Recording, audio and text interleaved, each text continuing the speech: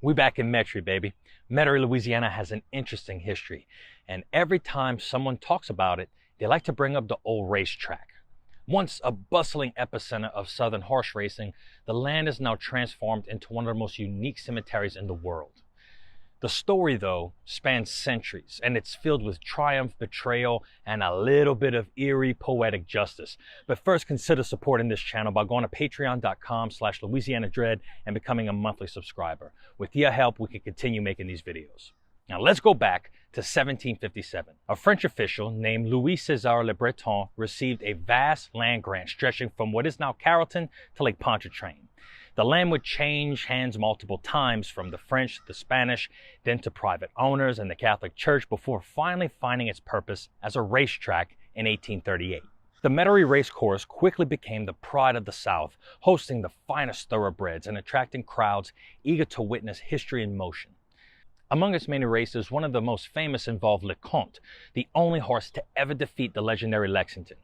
In 1854, LeComte shattered an American speed record at Metairie, a feat that stood unchallenged for 12 years. The rivalry between these two sons of the great stallion Boston captivated the nation, even as the Civil War loomed. The Metairie Racecourse was not immune to the tides of change.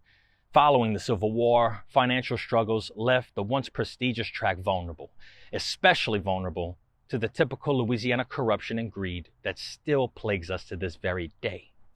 Speaking of corrupt and greedy, a man named Charles T. Howard was known as Louisiana's lottery king. Howard had amassed immense wealth through the controversial Louisiana State Lottery. The few people who benefited hailed it as economic genius, while others decried it as corrupt and exploitative.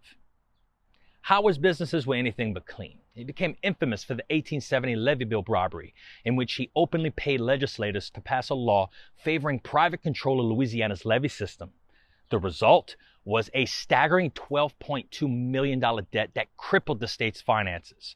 Howard had a strong political influence, yeah, but he would still face social rejection. When he applied for membership in the Metairie Jockey Club in 1871, the old money Creoles who ran the organization denied him entry. Furious at this insult, Howard issued a chilling proclamation. "You can refuse me admission into your club, but you cannot prevent me from changing your racecourse into a burial ground." True to his word this time, Howard and his investors bought up the struggling racetrack in 1872 for $128,000. That same year, the final race was run. The last winner was a horse named Annie Bush, a daughter of Lexington, the legendary horse from earlier in the story. Now, shortly after that, demolition crews erased nearly all traces of the old course, thanks to Howard. However, as fate would have it, the cemetery's designer, Benjamin Morgan Harrod, preserved the exact oval shape of the racetrack.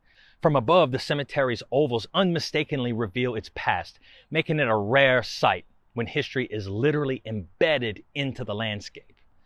Though Metairie Racecourse ceased to exist, it's now intertwined with the cemetery that replaced it. Today's Metairie Cemetery is one of the most prestigious and architecturally stunning burial grounds in the country. Its winding paths, Gothic mausoleums, and ornate tombs hold the remains of Louisiana's most influential figures.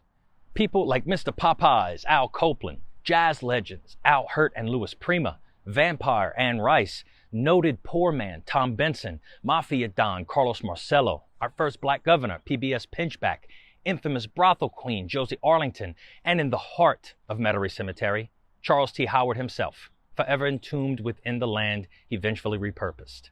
While Metairie Racecourse faded into history, New Orleans' passion for horse racing did not. In 1872, as Metairie's gates closed, the Fairgrounds Racecourse opened nearby, where it still operates today. The first ever race held there was fittingly won by Monarchus, the son of Lexington. Man, that thing had some good genes, I'll tell you that. This would symbolically link the new track to the legacy of the old. Each January, the Fairgrounds honor this lineage with the Grade 3 LeComte Stakes, a preparatory race for the Kentucky Derby, paying tribute to the horse that once brought down a legend. Despite its transformation, Metairie Cemetery has become something more than just a burial ground. It's an outdoor art museum, The tombs range from the sublime to the absolute surreal. A replica of Rome's Temple of Vesta for the Story family, a ruined Gothic cathedral for the Egan family, a Moorish tower, an Egyptian pyramid, and even a tomb shaped like a bridge. One that always brings a tear to my eye is the mysterious marble dog, which occasionally appears adorned with fresh flowers and a note reading, "To a good dog." Some people say that Metairie is proof that nothing ever truly dies, that even in transformation, history finds a way to endure. And sometimes all it needs is someone willing to listen and someone willing to tell its story. If you're from Metairie, chime in the comments and tell us your stories on what your experiences living there was like. We couldn't bring you this information without your support on Patreon, and we'd like to thank all of those who have already contributed and encourage anyone watching this video right now to consider becoming a patron at patreon.com/LouisianaDread, and go find us on Spotify, baby. For more Louisiana history, horror, folklore, and culture, be sure to subscribe to this YouTube channel and find us on Spotify again. My name's Kyle Crosby, and this has been Louisiana Dread Quick History.